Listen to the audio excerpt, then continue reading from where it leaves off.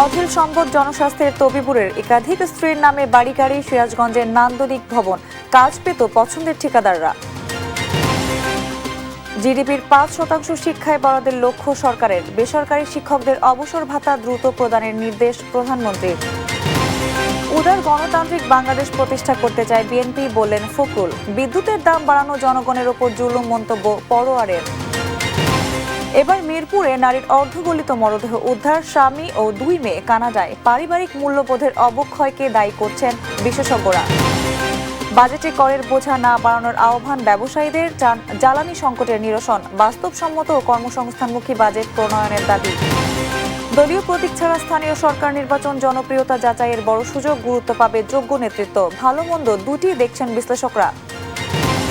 এবং ইউরোপের মাটিতে বাংলাদেশের নতুন অধ্যায়। রাত 11টায় সান মারিনোর মুখোমুখি হবে হামজা সমিত্রা। প্রীতি ম্যাচে জয় পেতে মরিয়া।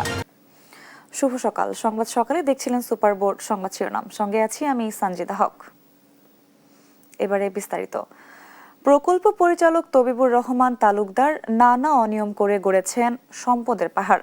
অভিযোগ রয়েছে একাধিক বিয়ে করে পরিবারের নামে সম্পদ গড়েছেন তবিবুর।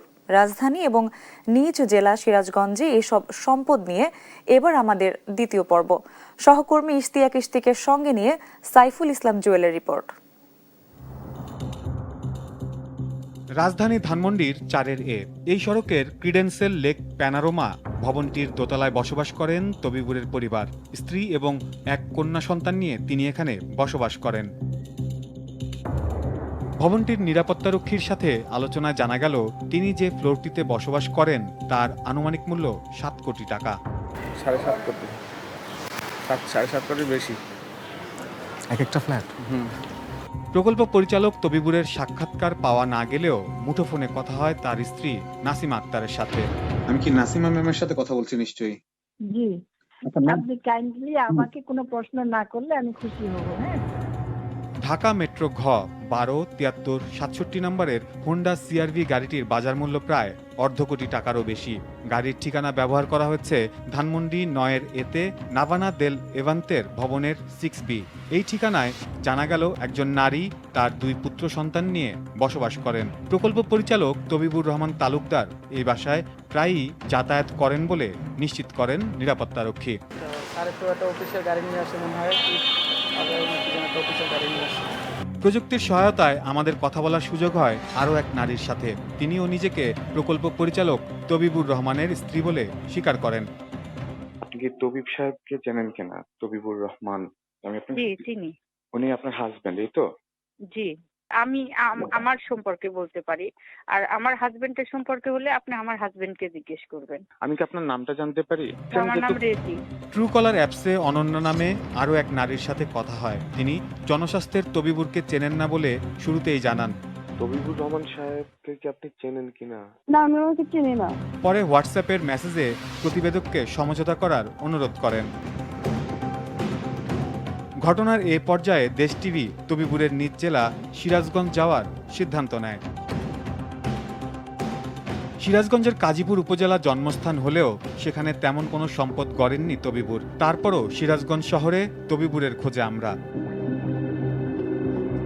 চায়ের দোকানের এক ব্যক্তির সাথে আলাপে প্রকৌশলী তবিবুরের সম্পর্কে কিছু ধারণা মেলে। তার দেখানো পথে কিছু দূর যাওয়ার পর আরও এক ব্যক্তি জানায় তবিবুর ঠিকাদারদের কিভাবে কাজ দিয়েছেন সেই তথ্য।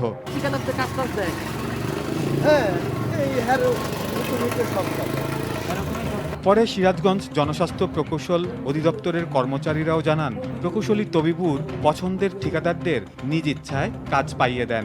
জানান শহরেই গড়েছেন কোটি টাকা ব্যয়ে নান্দনিক বাড়ি। 5 তলা সম্ভবত বসে নাকি 5 তলা সম্ভবত। 5 তলা? হ্যাঁ, নতুন বাসা। এবার সেই বাড়ির খোঁজে দেশ টিভি। দারোয়ানের কথায় জানা গেল এই বাড়িটি তবিবুরের। স্থানীয়রা জানান গোটা সিরাজগঞ্জে এমন আধুনিক বাড়ি নেই। লিফট সুবিধা সহ 6 তলা বাড়িটির প্রতিটি ফিটিংসে যেমন আধুনিকতার ছোঁয়া রয়েছে, তেমনি নিজস্ব বিদ্যুৎ ব্যবস্থাও রয়েছে ভবনটিতে। স্ত্রী নাসিমা আক্তারের নামে করা বাড়িটি জমি সহ নির্মাণ করতে ব্যয় হয়েছে 16 কোটি টাকা, এমনটাই জানান স্থানীয়রা। এটা আমি সঠিক জানি না, মানে আমি যতটুকু জানি 4টা আছে এইটুকুই জানি, কিন্তু চিনি না তাদের আমি। তো আমাদের কাছ থেকে জায়গাটা কিনছে 7 শতাংশ তবিবুর রহমান সাহেব। তো কেনার পরে 2 ডিসিমাল 88 পয়েন্ট বেশি নিয়ে পর 4টা দলিল করছে আপনার ভায়া দলিল। প্রতিবেদন আটকাতে ধানমন্ডির স্টার এবং হারফি রেস্টুরেন্টে 2বার আর্থিক সুবিধা দেওয়ার প্রস্তাব দেয় জনস্বাস্থ্যের প্রকল্প পরিচালক তবিবুর রহমান তালুকদার। আমি বার্গেনিংয়ে যাবো না, আমি একবার একটা ফিগার বলে দিচ্ছি আপনাকে। আমি আশা করবো যে আপনি অ্যাগ্রি করবেন একবারে, মানে আমি এটা মাছের বাজারের মতো আমি সময় নেব, আমি টায়ার্ড। নিরাপদ পানি ও স্যানিটেশন নিশ্চিত করার দায়িত্ব যে প্রতিষ্ঠানের, সেই প্রতিষ্ঠানের কর্মকর্তা তবিবুর রহমানের বিরুদ্ধেই যদি ওঠে অনিয়ম ও দুর্নীতির অভিযোগ, তবে প্রশ্ন উঠবেই উন্নয়নের টাকা আসলে কতটা সাধারণ মানুষের কল্যাণে সঠিকভাবে ব্যয় হচ্ছে। সাইফুল জুয়েল, দেশ টিভি, ঢাকা। জিডিপির 5% শিক্ষায় বরাদ্দের লক্ষ্য নিয়ে কাজ করছে সরকার, তবে এবার বাজেটের সর্বোচ্চ 2% বরাদ্দ থাকছে, এমনটাই জানালেন শিক্ষামন্ত্রী আনম এহসানুল হক মিলন। প্রধানমন্ত্রীর নির্দেশনায় দ্রুতই বেসরকারি শিক্ষকদের অবসর ভাতা দেয়া শুরু হবে বলেও জানান তিনি। পানি সম্পদ প্রতিমন্ত্রী ফরহাদ হোসেন আজাদ জানিয়েছেন, চলতি বছরেই তিস্তা মহাপরিকল্পনা বাস্তবায়নের কাজ শুরু হচ্ছে। বৃহস্পতিবার মন্ত্রিপরিষদ কার্যালয়ে প্রধানমন্ত্রী তারেক রহমানের সঙ্গে বৈঠক শেষে এসব কথা বলেন তারা। বৃহস্পতিবার সকালে মন্ত্রিপরিষদ বিভাগে প্রধানমন্ত্রী তারেক রহমানের সঙ্গে সাক্ষাৎ করেন ইউএনডিপি বাংলাদেশের আবাসিক প্রতিনিধি স্টেফান লিলার। এ সময় দুপক্ষের মধ্যে চলমান সহযোগিতা, টেকসই উন্নয়ন, শিক্ষা, স্বাস্থ্য, কর্মসংস্থান সহ বিভিন্ন গুরুত্বপূর্ণ বিষয়ে কথা বলেন তারা। এরপর শিল্প মন্ত্রণালয়ের আওতাধীন বন্ধ কারখানা চালু ও ব্যবস্থাপনা সংক্রান্ত বৈঠকে অংশ নেন সরকার প্রধান। এ খাতে বিনিয়োগ আকৃষ্ট করতে শিগগিরই রোড শো আয়োজনের নির্দেশনা দেন তিনি। শিক্ষা মন্ত্রণালয়ের কার্যক্রম সংক্রান্ত বৈঠকে দ্রুত বেসরকারি শিক্ষকদের অবসর ভাতা প্রদানের নির্দেশনা দেন প্রধানমন্ত্রী। বৈঠক শেষে শিক্ষামন্ত্রী জানান, প্রধানমন্ত্রীর নির্দেশনায় শিক্ষাকে অগ্রাধিকার দিচ্ছে সরকার। শিক্ষক টিচার্স ট্রেনিং এবং শিক্ষার মান উন্নয়ন কিভাবে হবে এবং কারিগরি শিক্ষাকে কিভাবে আমরা দক্ষ মানব শক্তি তৈরি করব, সেই ব্যাপারে উনি ইন্ডিভিজুয়ালি প্রজেক্টগুলো জানতে চেয়েছেন। Primary education, secondary education, tertiary এডুকেশনই এবং মাদ্রাসা এডুকেশনই আমাদের এই বাজেট জিডিপি 2%। উনি নির্দেশনা দিয়েছেন যে অতি শীঘ্রই তাদের টাকার ব্যবস্থা করতে হবে, কারণ শিক্ষকরা অবহেলিত থাকবে, এটা হতে পারে না। মাসখানেক সময় লাগবে, তারপর আমরা একটা আনুষ্ঠানিকতার মধ্যে দিয়ে তাদের আবার পুনরায় 2022 থেকে যে পাইনি তাদেরকে আমরা আংশিক দিয়ে হলেও শুরু করব। এদিন তিস্তা মহাপরিকল্পনা বাস্তবায়ন সংক্রান্ত সভায়ও অংশ নেন সরকার প্রধান। পরে আলোচনার বিষয়বস্তু তুলে ধরেন পানি সম্পদ মন্ত্রী এবং প্রতিমন্ত্রী। কথা বলেন দুর্যোগ ব্যবস্থাপনা ও ত্রাণ মন্ত্রীও। অর্থায়ন তো আমরা আমাদের জিওবি থেকেও করতে পারি, এটা তো খুব বড় বিষয় না। এটি তো 10 বছরের পরিকল্পনা রয়েছে, সেখানে বলা হয়েছে যে 12 থেকে 13,000 কোটি টাকা লাগবে। আমি এটা কিছু মনে করি না, তবে টেকনিক্যাল সাপোর্ট হয়তো বহির্বিশ্বের নিতে হতে পারে, সেটি পরীক্ষা করে আমরা দেখব যে কোন দেশের থেকে এটা টেকনিক্যাল সাপোর্ট নেওয়া যেতে পারে। এবছরে ইনশাল্লাহ আশা করতেছি, আমাদের তো টেকনিক্যাল কিছু বিষয় আছে, সেগুলো আমাদের টিমগুলো আমরা গঠন করে দিয়েছি। দ্রুততার সঙ্গে মাননীয় প্রধানমন্ত্রীর যে বিশেষ করে নির্বাচন ইস্তিহারের যে কমিটমেন্ট, সেটা আমরা অবশ্যই অল্প সময়ের ভিতরে আপনার দৃশ্যমান দেখতে পাবো। পজিটিভলি জনস্বার্থে যার দরকার, তিস্তা পাড়ের যারা বসবাস করেন তাদের জন্য, দেশের জন্য, সেটিকে আমরা প্রায়োরিটি দিচ্ছি। সাইফুল রিপন, দেশ টিভি, ঢাকা।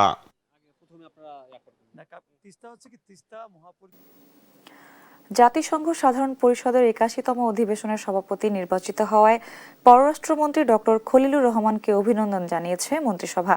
বৃহস্পতিবার বাংলাদেশ সচিবালয়ে মন্ত্রী পরিষদের সভায় এ অভিনন্দন জানানো হয়। এর আগে প্রধানমন্ত্রী তারেক রহমানের সভাপতিত্বে সন্ধ্যা 7টায় মন্ত্রী পরিষদের সভা শুরু হয়।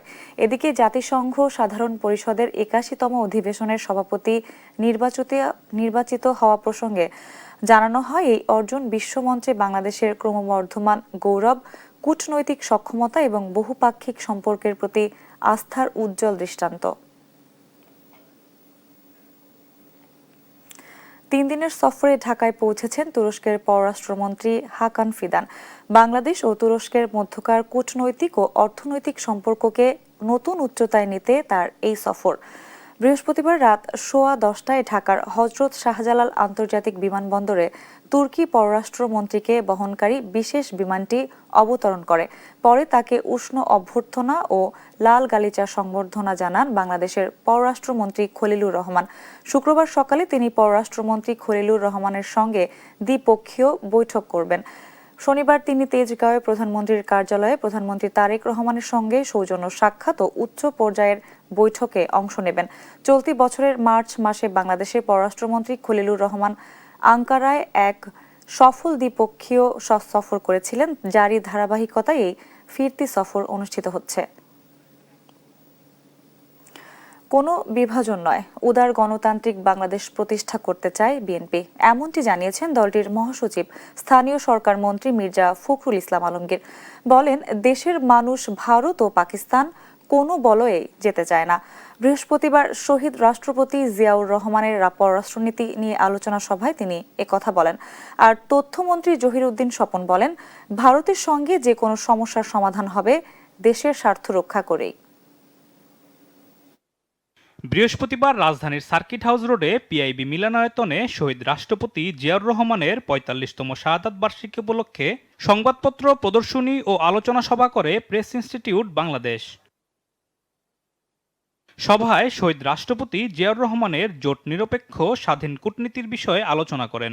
যেখানে ভূ রাজনৈতিক প্রতিনিধিত্ব জটিলতর হচ্ছে, সেখানে শহীদ প্রেসিডেন্ট জিয়াউর রহমানের কূটনৈতিক প্রজ্ঞা, ভারসাম্যপূর্ণ পররাষ্ট্রনীতি আমাদের জন্য একটি পথ প্রদর্শক হয়ে আছে এবং ভবিষ্যতেও থাকবে। জেনারেল জিয়াউর রহমানের সূচিত নীতিমালা একটি স্বকীয়, একটি স্বাধীন পররাষ্ট্রনীতি, প্রতিরক্ষা নীতি, রাজনীতি, অর্থনীতি, সমাজনীতিকে নির্দেশ করে। বিএনপি মহাসচিব স্থানীয় সরকার মন্ত্রী বলেন, দেশের মানুষ ভারত ও পাকিস্তান কোনো বলয়ে যেতে চায় না। জানান, উদার রাজনীতিতে বিশ্বাস করে বলেই মানুষ জামাতকে বাদ দিয়ে বিএনপিকে ক্ষমতায় এনেছে। বাংলাদেশের সঙ্গে যখন আপনার পাকিস্তানের খেলা হয়, তখনও তারা বাংলাদেশের পক্ষে চিৎকার করে, আবার যখন আপনার ভারতের বিরুদ্ধে খেলা হয় তখন একইভাবে চিৎকার করে। অর্থাৎ এই দুটো বলয়ের মধ্যে কোনোটাতে আমরা ওইভাবে যেতে চাই না, কারো কাছেই যেতে চাই না। আমরা আমাদের মতো করে আমরা দাঁড়াতে চাই, উঠে দাঁড়াতে চাই, সেটাই আমরা চাই। আমরা উদার গণতন্ত্রে বিশ্বাস করি, সেই উদার গণতন্ত্রকে আমরা প্রতিষ্ঠিত করতে চাই। আমরা এখানে অন্য কোনো বিভাজন সৃষ্টি করতে চাই না। তথ্যমন্ত্রী জহিরউদ্দিন স্বপন বলেন, বহির্বিশ্বে কূটনৈতিক ভারসাম্য বজায় রাখতে ভেবেচিন্তে পা ফেলছে সরকার। ভারতের সঙ্গে যে কোনো সমস্যার সমাধান হবে দেশের স্বার্থ রক্ষা করেই। আমাকে প্রয়োজন হলে পরে নেপাল থেকে হাইড্রো পাওয়ার আনতে হবে, ভুটান থেকে হাইড্রো পাওয়ার আনতে হবে, ভারতের মধ্য থেকে আনতে হবে।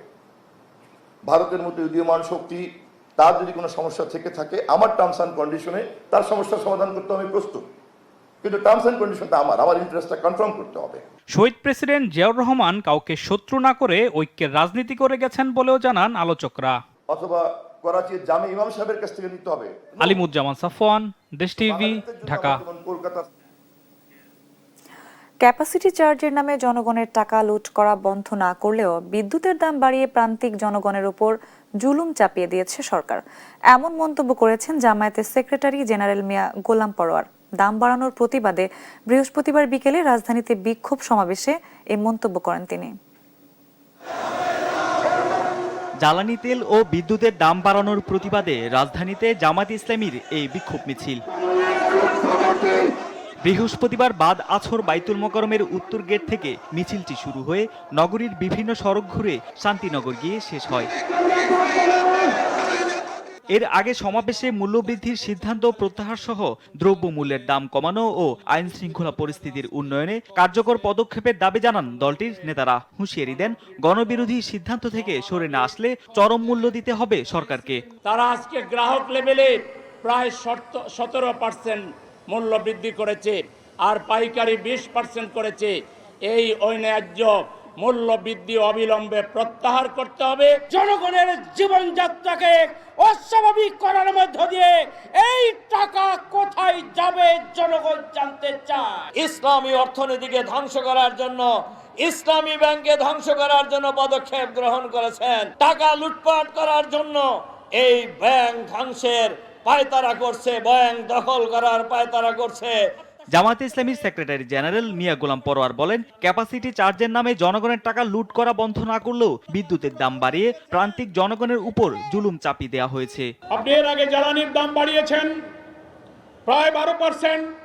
আপনি একটা সিলিন্ডার গ্যাসের দাম 6 থেকে 700 টাকা বাড়িয়েছেন। প্রান্তিক মানুষ, গরিব মানুষ 0 থেকে অন্তত 50 ইউনিট ব্যবহার করে, তার ঘরে প্রায় 3 কোটি বিদ্যুৎ গ্রাহকের উপরে আপনি বিদ্যুতের মূল্য বৃদ্ধি করে জনগণের উপরে জুলুম চাপিয়ে দিয়েছেন। অভিযোগ করেন, বিশ্বব্যাংক ও IMF এর কথায় বিদ্যুতের দাম বাড়িয়েছে সরকার। সংসদে আলোচনার আগেই এই সিদ্ধান্তের মাধ্যমে জনগণকে অবজ্ঞা করা হয়েছে। আপনি পার্লামেন্টে না তুলে সংসদের আগেই আপনি গতকালকে বিদ্যুতের মূল্য বৃদ্ধির সিদ্ধান্ত দিলেন। এটা জাতীয় সংসদকে, জনমতকে অস্বীকার করা। এই অর্থমন্ত্রী আমির খসরু সাহেব IMF এর শর্ত পূরণ করার জন্য বৈঠক করে IMF শর্ত দিয়েছে বিদ্যুতের দাম বাড়াও। বিশ্বব্যাংক আর IMF এর কাছে আমরা তো দাসখত দেইনি, আমরা তাদের গোলাম না। দাম বাড়িয়ে ওয়াদা ভঙ্গ করেছে বিদ্যুৎ মন্ত্রী। দাম প্রত্যাহার না করা হলে সরকার জনগণের রোষানলের মুখে পড়বে বলেও হুঁশিয়ারি দেন মিয়া গোলাম পরোয়ার। ক্যাপাসিটি চার্জের নামে হাজার হাজার কোটি টাকা লুটপাট হচ্ছে, সেইটা বন্ধ করার ব্যবস্থা দরকার ছিল। তারেক মাহমুদ সুজন, দেশ টিভি, ঢাকা। মিরপুরে নিজ ফ্ল্যাটে নূরজাহান বেগমের মরদেহ উদ্ধারের ঘটনার রেশ না কাটতেই এবার পল্লব এলাকায় মিলল আরও এক নিঃসঙ্গ নারীর মরদেহ, যার স্বামী সন্তান থাকেন কানাডায়। একের পর এক এমন ঘটনায় পারিবারিক বন্ধন আর মানবিক মূল্যবোধ নিয়ে প্রশ্ন তুলছেন বিশেষজ্ঞরা। বলছেন, পারিবারিক অবক্ষয় ঠেকাতে নিতে হবে যথাযথ ব্যবস্থা। আলিমুজ্জামান সাফওয়ানের রিপোর্ট। রাজধানীর মিরপুরে নিজ ফ্ল্যাটের কক্ষে এভাবেই একা পড়েছিল বৃদ্ধা নূরজাহান বেগমের মরদেহ। মৃত্যুর কয়েকদিন পর আবদ্ধ কক্ষের বাইরে দুর্গন্ধ ছড়িয়ে পড়লে প্রতিবেশীদের খবরে মরদেহ উদ্ধার করে পুলিশ। নিজ ফ্ল্যাটে 75 বয়সী বৃদ্ধা নূরজাহান বেগমের পচা গলা ও পোকা ধরা লাশ উদ্ধারের ঘটনা নাড়িয়ে দেয় পুরো দেশকে। যে মায়ের কোলে ভর করেই বড় হওয়া, জীবনের শেষ সময়ে সেই মানুষটি ছিলেন নিঃসঙ্গ। এমন তথ্য সামনে আসার পর সামাজিক যোগাযোগ মাধ্যমেও শুরু হয় তীব্র আলোচনা। মিরপুরের সেই ঘটনার রেশ না কাটতে কাটতেই গত মঙ্গলবার পল্লবী এলাকায় মিলেছে আরও এক নারীর মরদেহ। জাতীয় জরুরি সেবা 999 নম্বরে খবর পেয়ে পল্লবী থানার পুলিশ ওই বাসা থেকে মরদেহটি উদ্ধার করে। তার স্বামী ও 2 সন্তান থাকেন কানাডায়। দীর্ঘদিন একা থাকতেন তিনি। আমরা পুলিশে কল করি, 999 ফোন দিই এবং পুলিশ আসে। দেন পুলিশের সাজেশন অনুসারে আমরা ফায়ার সার্ভিসে কল করি, ওনারা এসে দরজা ভাঙে, দেন ডেড বডি রিকভার করা হয়। ছেলে মেয়ে নাকি শুনছি কানাডা থাকে, কিন্তু আসলে কয় ছেলে মেয়ে তাও আমি সঠিক জানি। কয়েকদিনের ব্যবধানে রাজধানীতে এমন 2 ঘটনা পারিবারিক মূল্যবোধের অবক্ষয় বলছেন বিশেষজ্ঞরা। পারিবারিক যে মূল্যবোধের যে অবক্ষয় ঘটছে, এটি বিভিন্ন সময় আমরা বলি যে প্রান্তিক পর্যায়ের মানুষের মধ্যে বোধহয় এই অবক্ষয়গুলো ঘটছে। আসলে তা না, সর্বস্তরের মানুষের কারো না কারো মধ্যে এই মূল্যবোধের অবক্ষয়গুলো আমরা দেখছি। ব্যস্ত জীবনযাপন এবং আত্মকেন্দ্রিক সামাজিক বাস্তবতা এ ধরনের ঘটনার অন্যতম কারণ। তবে এসব ঘটনায় যথাযথ ব্যবস্থা গ্রহণের তাগিদ দেন তারা। 2013 সালের আইন অনুযায়ী একজন সন্তানের বিরুদ্ধে ব্যবস্থা গ্রহণ করা হয়েছে। তার যে সমস্ত সন্তান চাকরিতে আছে, চাকরিরত আছে, তিনি যে চাকরিতে আছেন সেই চাকরির বিধি এবং এই আইন অনুযায়ী প্রত্যেকের বিরুদ্ধে ব্যবস্থা গ্রহণ করা দরকার। শুধু অর্থনৈতিক দায়িত্ব পালন নয়, মানসিক যোগাযোগ আর নিয়মিত খোঁজখবরও পরিবারের দায়িত্ব বলে মনে করিয়ে দেন তারা। আলিমুজ্জামান সাফওয়ান, দেশ টিভি, ঢাকা। রাজধানীর আদ্দিন হাসপাতালের 6 নবজাতকের মৃত্যুর ঘটনায় হাসপাতালের গাফিলতি ও অবহেলার প্রমাণ পেয়েছে তদন্ত কমিটি। রোববারের মধ্যে শাস্তির ব্যবস্থা নেয়ার কথা জানান স্বাস্থ্যমন্ত্রী সর্দার মোহাম্মদ সাখাওয়াত হোসেন। বৃহস্পতিবার বিকেলে সচিবালয়ে সংবাদ সম্মেলনে মন্ত্রী বলেন, আদ্দিনের ভবন ঝুঁকিপূর্ণ, হাসপাতাল পরিচালনার জন্য উপযুক্ত নয়। গেল 27 মে ভোরে রাজধানীর আদ্দিন হাসপাতালে 3 ঘন্টার মধ্যে 6 নবজাতকের মৃত্যু হয়। ওই ঘটনায় অবহেলার অভিযোগ এনে হাসপাতাল কর্তৃপক্ষের বিরুদ্ধে মামলা করা হয়। আর এই ঘটনার তদন্তে 3 সদস্যের উচ্চ পর্যায়ের কমিটি গঠন করে স্বাস্থ্য অধিদপ্তর। এই কমিটিকে 72 ঘন্টার মধ্যে প্রতিবেদন জমা দিতে নির্দেশ দেওয়া হয়। তারই ধারাবাহিকতায় বুধবার মন্ত্রণালয়ে তদন্ত প্রতিবেদন জমা দেয় তদন্ত কমিটি। বৃহস্পতিবার বিকেলে সচিবালয়ে তদন্ত কমিটির রিপোর্ট তুলে ধরেন স্বাস্থ্যমন্ত্রী। শিশুদের মৃত্যুর ঘটনায় হাসপাতালের গাফিলতি ও অবহেলার বিষয়টি তুলে ধরেন স্বাস্থ্যমন্ত্রী।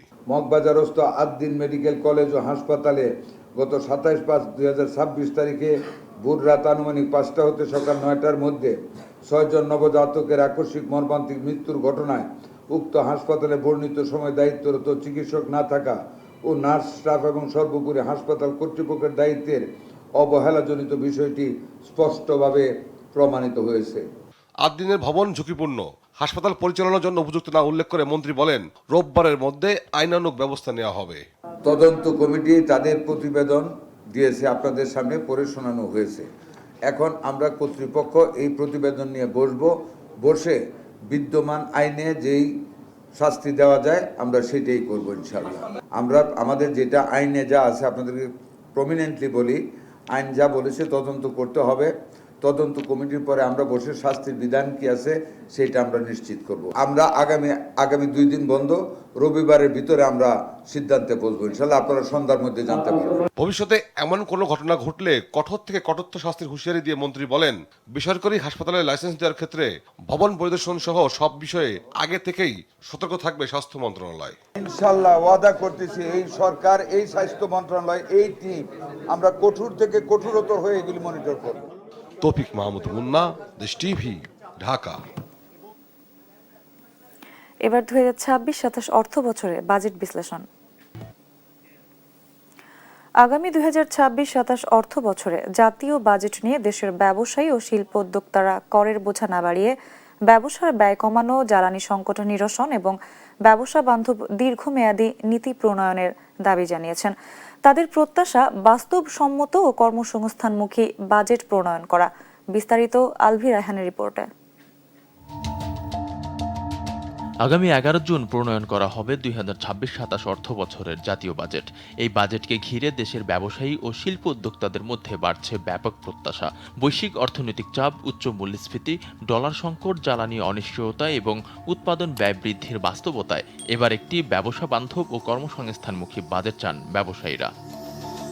শুধু রাজস্ব আদায় নয়, বিনিয়োগ বাড়ানো, শিল্প টিকিয়ে রাখা এবং নতুন কর্মসংস্থান সৃষ্টি এখন সবচেয়ে বড় চ্যালেঞ্জ। ব্যবসায়ীদের দাবি, 1 বছরে শিল্প খাতে উৎপাদন ব্যয় বেড়েছে উল্লেখযোগ্যভাবে। বিশেষ করে বিদ্যুৎ ও গ্যাস সংকট, ব্যাংক ঋণের উচ্চ সুদ এবং আমদানি ব্যয় বেড়ে যাওয়ায় অনেক প্রতিষ্ঠান এখন বন্ধের মুখে। তারা বলছেন, স্থিতিশীল, দীর্ঘমেয়াদী এবং বাস্তবভিত্তিক অর্থনৈতিক পরিকল্পনা বাজেটে থাকতে হবে। সেই সঙ্গে ব্যাংক ঋণের উপর নির্ভর না করে অন্যান্য উৎসের উপর জোর দেওয়ার তাগিদ দেন ব্যবসায়ীরা। ব্যাংকিং সিস্টেম থেকে লোন নির্ভর না করে সরকার যদি অন্যান্য যে সোর্সগুলো আছে, বৈদেশিক ঋণ আছে, অনেকগুলো সোর্স আছে, সেটার উপরে জোর দেন। কারণ ব্যাংকিং সিস্টেম থেকে যদি আপনার নেট যদি সরকারি ঋণ বৃদ্ধি পায়, সেটা আসলে বড় প্রাইভেট সেক্টরের জন্য বড় ধরনের ইম্প্যাক্ট ক্রিয়েট করবে। বিনিয়োগ বান্ধব বাজেটের প্রত্যাশা করে করের আওতা বাড়ানোর পাশাপাশি করদাতাদের সংখ্যা বাড়ানোর তাগিদ দেন ব্যবসায়ীরা। আমাদের ট্যাক্সের আওতা বাড়াতে হবে, নতুন নতুন করদাতা খুঁজে নিয়ে আসতে হবে, সুযোগ করে দিতে হবে। আমাদের যেই সকল ব্যবসায়ীরা দেশের বাইরে ব্যবসা করছে তাদেরকে কেন আমরা তাদের বাংলাদেশের ট্যাক্স ফাইলে নিয়ে আসতেছি না, আমি এটা জানি না। বাংলাদেশের যদি একজন বিনিয়োগকারী, আমেরিকান একটা বিনিয়োগকারী যদি বাংলাদেশে ব্যাংক অ্যাকাউন্ট খুলতে হয়, তাকে কিন্তু তার দেশের যে টিন তার ওখানে কিন্তু তাকে উল্লেখ করতে হয়। কিন্তু আমার দেশের ব্যবসায়ীরা যখন বিদেশে গিয়ে একটি ব্যাংক অ্যাকাউন্ট খুলে বিদেশে বিনিয়োগ করে ব্যবসা করে, সরকারিভাবে তার কোনো বৈধ কাগজপত্র কিন্তু নেই। এই জিনিসটাকে করের আওতায় কিভাবে আনা যায় সেটি নিয়ে আমাদের কাজ করা উচিত। ব্যবসায়ী সমাজের প্রত্যাশা, আসন্ন বাজেট শুধু সংখ্যার হিসাব নয়, বরং হতে হবে অর্থনীতিকে ঘুরে দাঁড়ানোর বাস্তব রূপরেখা। আলভি রায়হান, দেশ টিভি, ঢাকা। স্থানীয় সরকার নির্বাচনে দলীয় প্রতীক থাকছে না। অনেকের মতে প্রতীক ভিত্তিক নির্বাচন স্থানীয় সরকারকে রাজনৈতিক সংঘাতে জড়িয়ে ফেলেছে। জনপ্রিয় ও যোগ্যরা দলের মনোনয়নের মারপ্যাচে নির্বাচিত হওয়ার সুযোগ হারাচ্ছেন। আর রাজনৈতিক বিশ্লেষকরা বলছেন, দলীয় প্রতীকের ইতিবাচক ও নেতিবাচক দুই প্রভাবই আছে।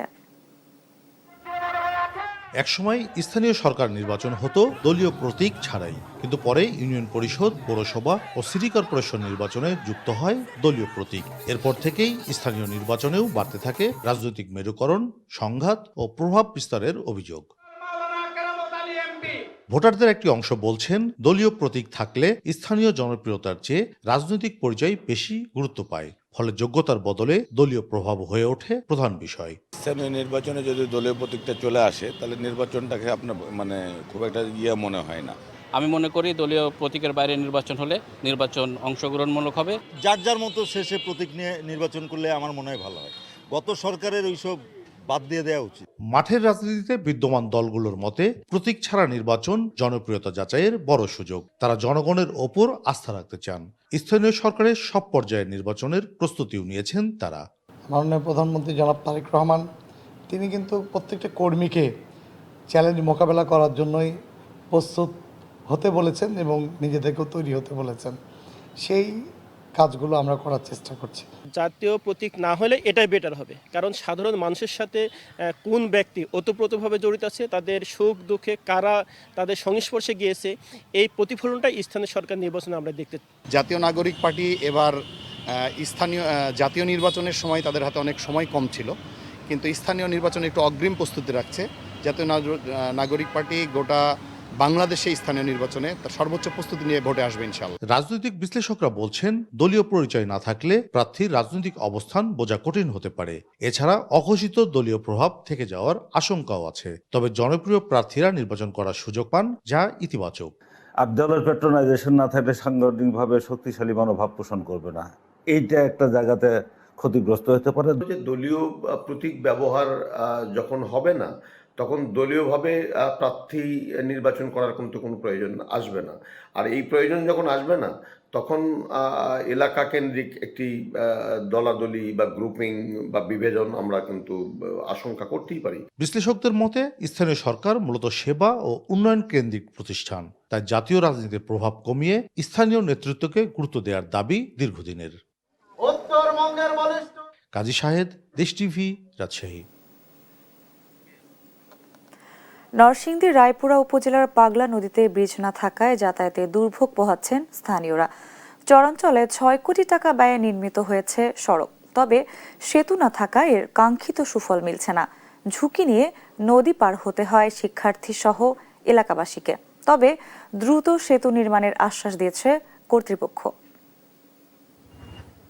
নরসিংদীর রায়পুরা উপজেলার চরাঞ্চলে একটি ব্রিজের অভাবে চরম দুর্ভোগ পোহাচ্ছেন লক্ষাধিক মানুষ। ৬ কোটি টাকা ব্যয়ে সড়ক নির্মাণ হলেও ব্রিজের অভাবে মিলছে না এর কাঙ্ক্ষিত সুফল। প্রতিদিন জীবনের ঝুঁকি নিয়ে সংযোগবিহীন পরিত্যক্ত কালভার্টের বাঁশের মই বেয়ে যাতায়াত করছেন শিক্ষার্থী, নারী ও সাধারণ মানুষ। নরসিংদীর রায়পুরা উপজেলার চরাঞ্চলে প্রায় ৩ লাখ মানুষের বসবাস।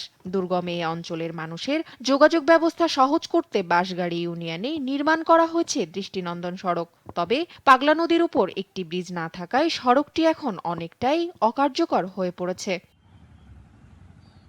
স্থানীয়দের অভিযোগ, প্রতিদিন নারী, শিশু ও বৃদ্ধরা জীবনের ঝুঁকি নিয়ে মই বেয়ে পরিত্যক্ত কালভার্ট দিয়ে যাতায়াত করছেন। বর্ষা মৌসুমে এই দুর্ভোগ আরো কয়েক গুণ বেড়ে যায়। আমরা অনেক দূরে স্কুল আইতে যাই, লুট অনেক সুন্দর হয়েছে, বাসের ব্রিজ অনেক ঝুঁকি ফিরে নিয়ে আমরা স্কুলে যাই। ব্রিজ দেওয়ার লাগে আমরা সবাই যাতায়াত করতে পারতেছি না, হাজার হাজার লোক আমরা কষ্ট পাইতেছি, গাড়ি ঘোড়াও চলে না। এই রাস্তা হওয়ার তো সরকার ৬ কোটি টাকা দিয়ে রাস্তা করছে, আমরা তো উপকার পাইতেছি না। একটা ব্রিজের জন্য মানে যানবাহন চলাচল করতে পারে না, আমাদের অনেকটা রাস্তা হেঁটে আসতে হয়। তো ব্রিজটা যদি কাজটা শেষ করে ফেলে বা সুন্দরভাবে করে দেয় তাহলে আমাদের সুবিধা হয়। প্রকল্প অনুমোদন হলে ব্রিজটি বাস্তবায়ন করা হবে বলে জানান উপজেলা নির্বাহী প্রকৌশলী। ব্রিজটি যদি নতুনভাবে বাস্তবায়ন না করা হয় তাহলে স্থানীয় জনগণ, জনসাধারণ আসলে ব্রিজটি না থাকার ফলে সড়কের সঠিক সুফলটা আসলে পাবে না। সেই হিসেবে আমরা ব্রিজটি করার উদ্যোগ নিয়েছি। আমরা নতুন যে প্রকল্পটি আসতেছে আমাদের নরসিংদী প্রজেক্টের, সেখানে ব্রিজটির প্রস্তাব দেওয়া আছে। যদি প্রকল্পটি অনুমোদন হয় তাহলে ব্রিজটি বাস্তবায়ন করা সম্ভব হবে। দ্রুত একটি সেতু নির্মাণের মাধ্যমে চরাঞ্চলে লক্ষাধিক মানুষের দুর্ভোগ লাঘবে কার্যকর উদ্যোগ নেবে সংশ্লিষ্ট কর্তৃপক্ষ, এমনটাই প্রত্যাশা স্থানীয়দের। তাসফিয়া ইসলাম, নিউজ ডেস্ক, দেশ টিভি। আজ সান মারিনোতেই এক ঐতিহাসিক অধ্যায় রচনা করতে যাচ্ছে বাংলাদেশ ফুটবল দল। ইতিহাসের প্রথমবারের মতো ইউরোপের মাটিতে আন্তর্জাতিক ম্যাচ খেলতে নামছে লাল সবুজের প্রতিনিধিরা। ইতিমধ্যেই ম্যাচটিকে সামনে রেখে কঠোর অনুশীলনে ব্যস্ত সময় পার করেছেন হামজা চৌধুরী ও সৌমিত্রা। তবে ঘরের মাঠে সান মারিনো শক্ত প্রতিপক্ষ, তাদেরকে হালকাভাবে নেয়ার কোনো সুযোগ নেই বলে জানালেন সহকারী কোচ হাসান আল মামুন। ইতালির বুকে ছোট্ট, সিমছাম আর ছবির মতো সুন্দর এক দেশ সান মারিনো। ফুটবল মানচিত্রে এই দেশটিতেই এবার আঁকা হতে যাচ্ছে বাংলাদেশের এক নতুন ইতিহাস। প্রথমবার ইউরোপের কোনো দলের মুখোমুখি হতে যাচ্ছে লাল সবুজের বাংলাদেশ। ঐতিহাসিক এই ম্যাচকে সামনে রেখে এক মুহূর্ত সময় নষ্ট করতে নারাজ ফুটবলাররা। সান মারিনোর কন্ডিশনের সাথে মানিয়ে নিতে অনুশীলনে ঘাম ঝরাচ্ছেন Hamza Soumitra. Head coach Thomas ডুলির পরিকল্পনার সাথে এরই মধ্যে নিজেদের মানিয়ে নিয়েছে ফুটবলাররা। তবে ইউরোপের মাটিতে সান মারিনোকেও মোটেও হালকাভাবে নিচ্ছে না বাংলাদেশের সহকারী কোচ হাসান আল মামুন। এটা একটা শক্তিশালী দল হিসেবে আমরা কাউন্ট করছি। আমরা কোনোভাবেই ওদেরকে ওই র্যাঙ্কিং দিয়ে বিবেচনা করছি না, যেটা কোচ নিজেও বলছেন। আমরা প্লেয়াররা এবং কোচিং স্টাফ সবাই জানি যে এখানে আমাদের জন্য একটা কঠিন লড়াই অপেক্ষা করছে এবং আমাদের জন্য আমরা মেন্টালি ফিজিক্যালি এটার জন্য রেডি। প্রতিপক্ষ ইউরোপের দল বলেই চ্যালেঞ্জটা দ্বিগুণ। তবে কথার লড়াই কিংবা খাতা কলমের হিসেব ভুলে ফুটবলারদের মূল লক্ষ্য এখন মাঠের পারফরমেন্স। নতুন কোচের দেওয়ার অ্যাসাইনমেন্ট ঠিকঠাক পূরণ করাই এখন বড় পরীক্ষা ফুটবলারদের। যে আইডিয়া, ওর যে গেম প্ল্যান, এটা আমাদের প্লেয়ারদের আসলে একটা কোচ থেকে আরেকটা কোচে আসার, একটা স্টাইল থেকে আরেকটা স্টাইলে ঢোকা, এটা একটা ট্রানজিশন যাচ্ছে। বাট আমাদের প্লেয়াররা বেশ মানিয়ে নিয়েছে এবং ও সিম্পল ফুটবল খেলতে পছন্দ করে, বল পজিশন রাখতে পছন্দ করে, প্লাস অ্যাকুরেসি এবং একসাথে প্রেসিং করলে একসাথে প্রেস করবে। সান মারিনোর বিপক্ষে এই ম্যাচটি শুধু একটি ম্যাচ নয়, বরং বিশ্ব ফুটবলে বাংলাদেশের অস্তিত্বের জানান দেওয়ার বড় মঞ্চ। এখন দেখার বিষয় ইউরোপের মাটিতে কতটা উজ্জ্বল পারফরমেন্স উপহার দিতে পারে লাল সবুজের প্রতিনিধিরা। রাশিদ অমিত, দেশ টিভি, স্পোর্টস ডেস্ক। এই ছিল এখনকার সংবাদ সকাল। পরের বুলেটিন দেখার আমন্ত্রণ রইল। ধন্যবাদ সবাইকে।